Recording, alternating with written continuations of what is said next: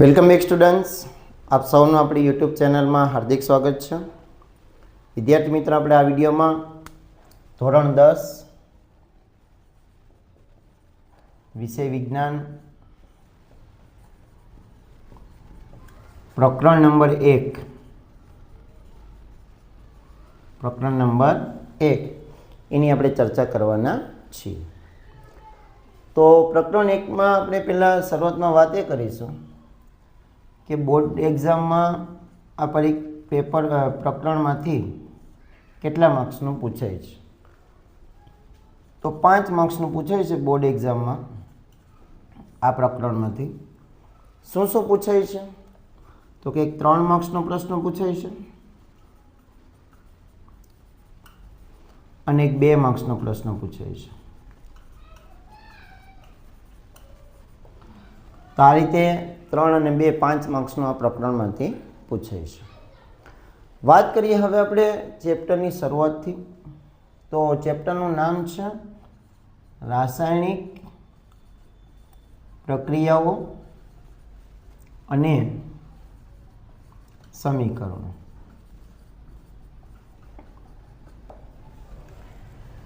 તો આ ચેપ્ટરમાં આપણે સૌપ્રથમ સમજવાનું છે કે રાસાયણિક પ્રક્રિયા કોને કહેવાય. પણ આ વસ્તુ શીખતા પહેલાં આપણે થોડુંક બેઝિક માહિતી લઈ લઈએ કે 9મા ધોરણમાં આપણે ચેપ્ટર નંબર 2ની અંદર કે આપણે આસપાસ જે પદાર્થો હોય છે એની અંદર 2 ફેરફાર જોવા મળે. કયા કયા? તો કે એક ભૌતિક ફેરફાર અને બીજો રાસાયણિક ફેરફાર. આ 2 ફેરફાર જોવા મળે છે આપણા જે પણ પદાર્થો હોય છે એમાં. તો પછી ભૌતિક ફેરફાર કોને કહેવાય? ભૌતિક ફેરફારનો મતલબ એ કે જેમાં પદાર્થની માત્ર અવસ્થા બદલાય. પદાર્થની માત્ર શું બદલાય? અવસ્થા. તેને શું કહેવાય છે? ભૌતિક ફેરફાર. અને રાસાયણિક ફેરફારનો મતલબ શું? તો કે જેમાં પદાર્થની આખી સંરચના બદલાઈ જાય.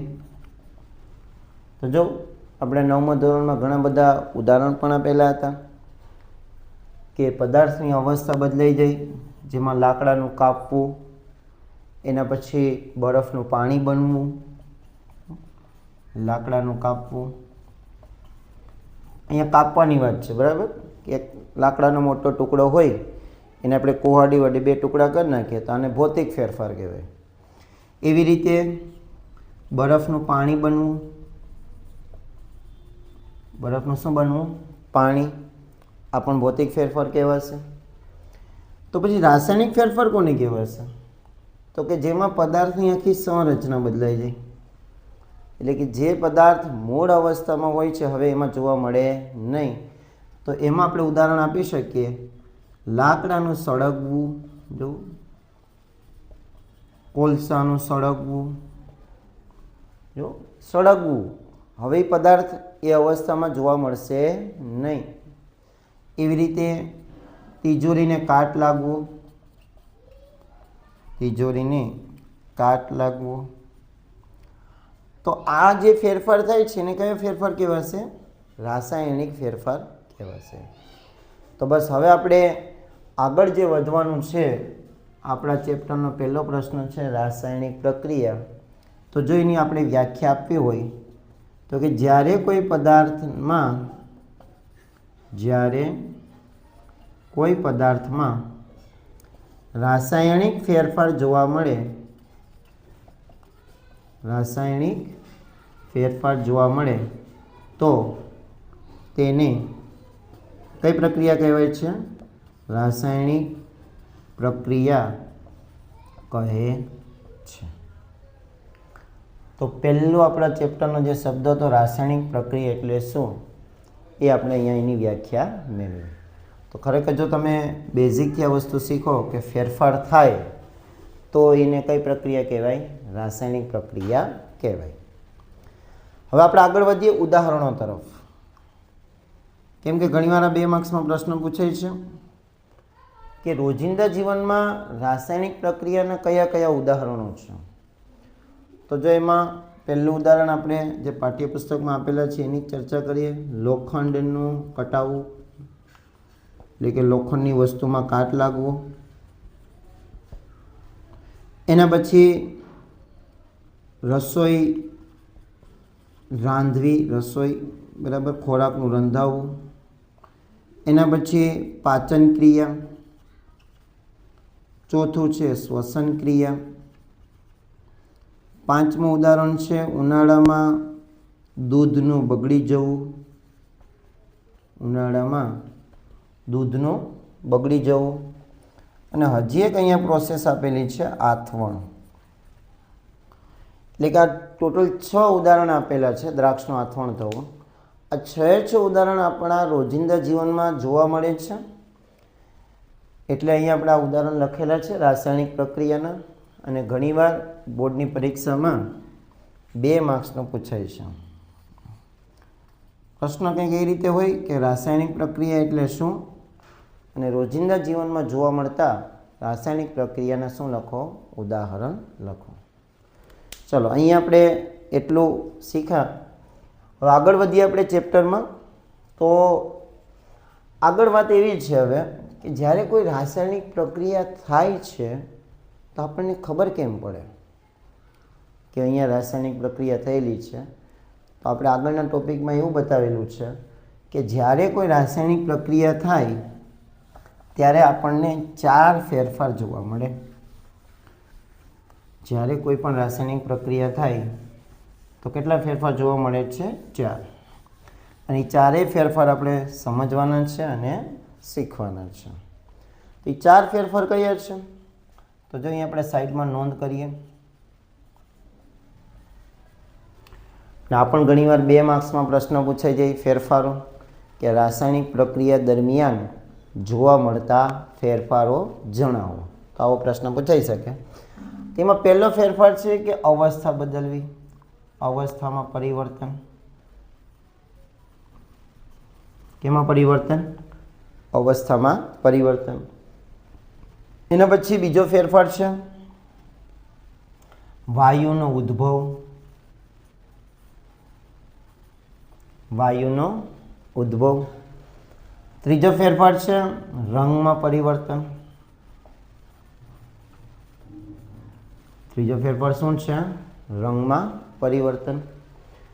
અવસ્થામાં પરિવર્તન, રંગમાં પરિવર્તન, વાયુનો ઉદ્ભવ, અને ચોથો ફેરફાર આપણે અહીંયા કીધેલો છે તાપમાનમાં પરિવર્તન. એટલે કે જો કોઈ જગ્યાએ પ્રક્રિયા થઈ અને જો એમાંથી આપણને આ 4 ફેરફારમાંથી કોઈ એક ફેરફાર દેખાણો, 2 ફેરફાર દેખાણા, તો ત્યાં આપણે કહી શકીએ કે ત્યાં કઈ પ્રક્રિયા થયેલી છે? રાસાયણિક પ્રક્રિયા થયેલી છે એમ આપણે કહી શકીએ. ચાલો, આ સમજવા માટે આપણે 3 પ્રવૃત્તિ જાણવાની છે, શીખવાની છે. એમાં પ્રવૃત્તિ નંબર 1.1, પ્રવૃત્તિ નંબર 1.1 કે જેમાં આપણે મેગ્નેશિયમની પટ્ટીનું દહન કરવાનું છે. મેગ્નેશિયમની પટ્ટીનું શું શીખવાનું છે આપણે? દહન. તો આપણે અહીંયા મેગ્નેશિયમની પટ્ટી લેશું અને આપ સૌ જાણો છો એ પ્રમાણે મેગ્નેશિયમ સક્રિય ધાતુ છે. કેવી ધાતુ કહેવાય છે? સક્રિય ધાતુ, એક્ટિવ, બરાબર. એનું આપણે દહન કરવાનું છે. તો દહનનો મતલબ એ કે આપણે કોઈ મીણબત્તી વડે અથવા સળગાવવા માટે જે બર્નર જેવું સાધનને આવે છે એના વડે આપણે એનું દહન કરવાનું છે. તો મેગ્નેશિયમ આપણે પટ્ટી સ્વરૂપે આપણે લેવાનું છે. નાનકડી એવી પાતળી પટ્ટી હોય છે એના સ્વરૂપે આપણે લેવાનું છે. તો કંઈક આપણે આ રીતે બર્નર લઈએ અને એમાં તમને આકૃતિ બતાવેલી જ છે પાઠ્યપુસ્તકમાં કે આપણી જે જ્યોત છે ત્યાં ચીપિયા વડે મેગ્નેશિયમની પટ્ટીને નાનકડો એવો ટુકડો લઈ અને અહીંયા સળગાવવાનું છે. સળગાવશું એના પછીની પ્રોસેસ કંઈક એવી છે કે જે પટ્ટી છે રાખમાં રૂપાંતર થઈ જશે. કેમાં રૂપાંતર થઈ જશે? રાખમાં. તો આ જે પટ્ટીમાંથી રાખમાં રૂપાંતર થયું તેને કેવો ફેરફાર કહેવાશે? અવસ્થામાં પરિવર્તન. જો પટ્ટીમાંથી રાખ બની ગઈ. પણ જ્યારે સળગે છે ત્યારે કઈ જગારા મળતી સફેદ રંગની જ્યોત, એટલે કે એની જ્યોતનો રંગ કેવો હોય છે? તો કે સફેદ. ઘણીવાર આ પ્રશ્ન બોર્ડની પરીક્ષામાં પૂછાયેલો છે કે મેગ્નેશિયમની પટ્ટીનું દહન કરીએ ત્યારે એને જ્યોતનો રંગ કેવો હોય છે? તો કે સફેદ રંગ જોવા મળે છે એની જ્યોતનો રંગ. અને જગારા મારતી એટલે કે વધુ પ્રકાશ આપતી એવી રીતે એનું દહન થાય છે. તો આ હતી પહેલી પ્રવૃત્તિ, જેમાં આપણે પહેલો ફેરફાર કીધું કે ભાઈ જ્યારે કોઈ રાસાયણિક પ્રક્રિયા થાય તો શું જોવા મળે? અવસ્થામાં પરિવર્તન જોવા મળે છે. ચાલો આગળ વાત કરીએ આપણે બીજી પ્રવૃત્તિની. તો બસ આ પ્રવૃત્તિમાં એટલું જ હતું. અહીંયાથી એક 2 માર્ક્સનો પ્રશ્ન પણ ઘણીવાર નીકળે છે કે આ મેગ્નેશિયમની પટ્ટીને જ્યારે આપણે પ્રવૃત્તિમાં લઈ જઈએ તેને કાચ પેપર વડે સાફ કરવામાં આવે છે. તો જો આ પણ 2 માર્ક્સનો એક પ્રશ્ન પૂછાતો હોય છે વૈજ્ઞાનિક કારણ સ્વરૂપે. તો આનો જવાબ કંઈક એવો છે કે મેગ્નેશિયમ સક્રિય ધાતુ છે, એ હવામાંના ઓક્સિજન સાથે પ્રક્રિયા કરી અને પોતાના ઉપર મેગ્નેશિયમ ઓક્સાઇડનું શું બનાવી લે છે? સ્તર બનાવી લે છે. મેગ્નેશિયમ ઓક્સાઇડનું શું બનાવી લે છે? સ્તર. બસ આ જે સ્તર બનાવે છે, લેયર બનાવે છે, એ લેયરને આપણે દૂર કરવું પડશે. તો એનું વ્યવસ્થિત શું થશે? તો કે દહન થશે. એટલા માટે મેગ્નેશિયમની પટ્ટીને પ્રવૃત્તિમાં લઈ જતા પહેલાં કાચ પેપર વડે સાફ કરવામાં આવે છે. આ એનો જવાબ છે. અને એનું જો રાસાયણિક સમીકરણ આપણે આગળ લખવાનું આવશે જ કે ભાઈ મેગ્નેશિયમ વત્તા ઓક્સિજન તો શું બને છે? Magnesium oxide. તો એનું રાસાયણિક સમીકરણ છે, એનું શાબ્દિક સમીકરણ આપણે આ રીતે લખી શકીએ કે મેગ્નેશિયમ કોની સાથે પ્રવૃત્તિ કરાવી? તો કે ઓક્સિજન સાથે. તો આપણને શું મળે છે?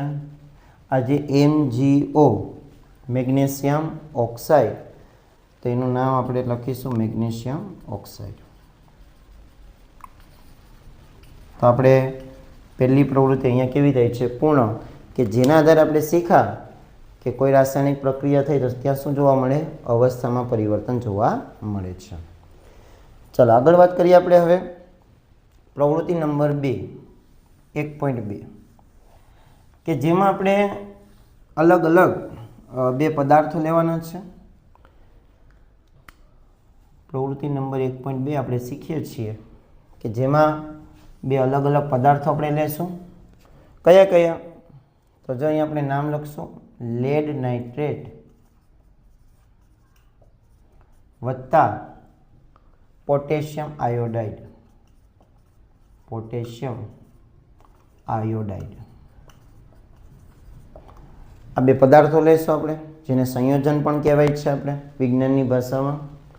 જેનું સૂત્ર કંઈક આ રીતે છે લેડ નાઇટ્રેટનું PbNO3 ટ્વાઇસ વત્તા પોટેશિયમ આયોડાઇડ એટલે Ki. તો પ્રવૃત્તિમાં કરવાનું શું છે? તો કે 2 કસનળી લેવાની છે આપણે. આ રીતે આપણે 2 કસનળી લેશું અને બંનેમાં આ 2 પદાર્થો જે આપણે લીધેલા છે એને આપણે એનું દ્રાવણ બનાવશું. તો બંનેને આપણે શું બનાવવાના છે? દ્રાવણ. દ્રાવણ બનાવવા માટે આપણે આ કસનળીમાં પાણી લેશું અને 1 જ ચમચી આપણે લેડ નાઇટ્રેટ નાખીશું. જો આ ચમચી નાની હોય છે, બરાબર, આપણે જે ચમચી હોય છે એવડી મોટી હોતી નથી. બીજી કસનળીના અંદર પણ આપણે પાણી લેશું થોડુંક અને એમાં કયો પદાર્થ નાખીશું? Potassium iodide. આ રીતે આપણે 2 દ્રાવણ બનાવીશું. દ્રાવણ બનાવવાનો મતલબ એ કે કોઈ પણ પદાર્થ પાવડર હોય એને આપણે પાણી સાથે મિક્સઅપ કરીએ, મિશ્રણ કરીએ તો એને શું કહેવાય છે? દ્રાવણ કહેવાય છે. હવે શું કરવાનું છે? આ 2 દ્રાવણ બની ગયા આપણે, જેને આપણે A અને B નામ આપી દઈએ.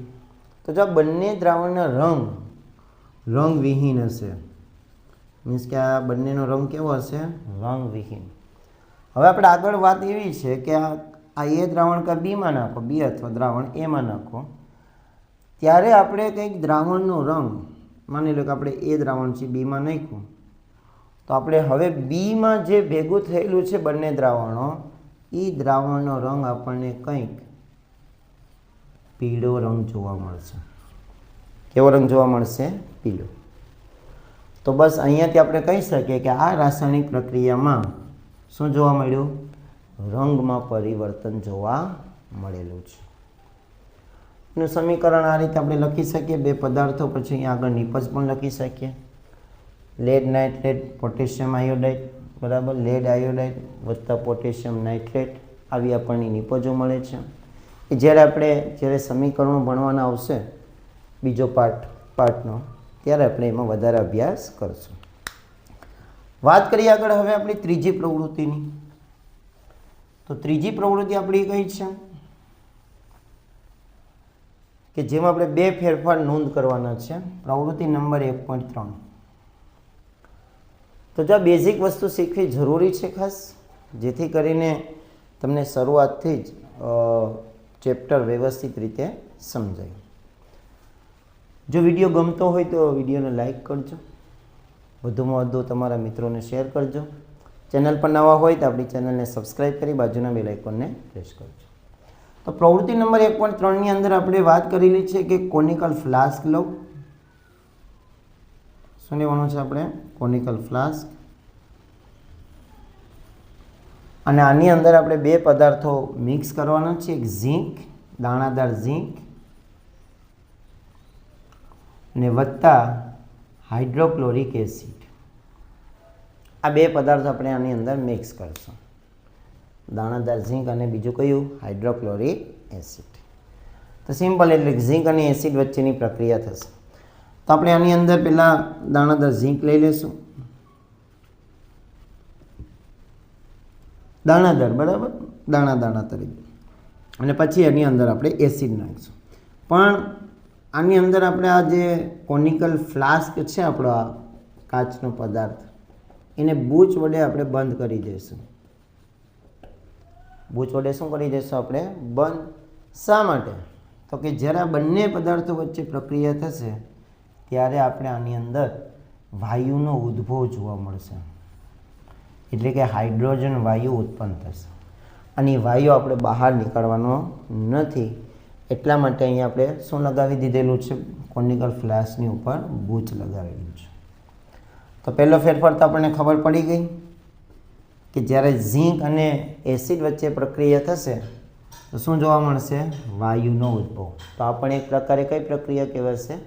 રાસાયણિક પ્રક્રિયા કહેવાશે. હા, હજી એક ફેરફાર બાકી છે. જ્યારે આપણું આ પાત્ર પ્રક્રિયા આપણે શરૂ નથી કરી ઝીંક અને એસિડ વચ્ચે, ત્યારે આ પાત્રનું જે તાપમાન હશે એ ઠંડુ હશે, નોર્મલી જે આપણે જોવા મળતું હોય એ રીતે. પણ જ્યારે એસિડ અને ઝીંક વચ્ચે પ્રક્રિયા થશે આ પાત્રમાં, ત્યારે આની જે સપાટી છે બારોબારની એ આપણને કેવી જોવા મળશે? થોડી ઘણી ગરમ જોવા મળશે. એટલે અહીંયા જો ઠંડુ ગરમ, તો વિજ્ઞાનમાં એને શું કહેવાય છે? તાપમાનમાં પરિવર્તન. તો વિદ્યાર્થી મિત્રો, અહીંયા સુધી આપણે આ વિડીયોમાં રાખીશું કે કઈ રીતે આપણે કોઈ પણ રાસાયણિક પ્રક્રિયા થતી હોય છે, રાસાયણિક પ્રક્રિયા થાય તો કેવા કેવા ફેરફારો જોવા મળે, રોજિંદા જીવનમાં કયા કયા એવા ઉદાહરણો છે કે જે રાસાયણિક પ્રક્રિયા એમાં થયેલી હોય છે. આજ માટે એટલું જ. વિડીયો ગમ્યો હોય તો વિડીયોને લાઈક કરો, તમારા મિત્રો જોડે શેર કરો, અને જો ચેનલ પર તમે નવા હોય તો આપણી ચેનલને સબસ્ક્રાઈબ કરી બાજુના બેલ આઇકોનને પ્રેસ કરો. Thank you very much.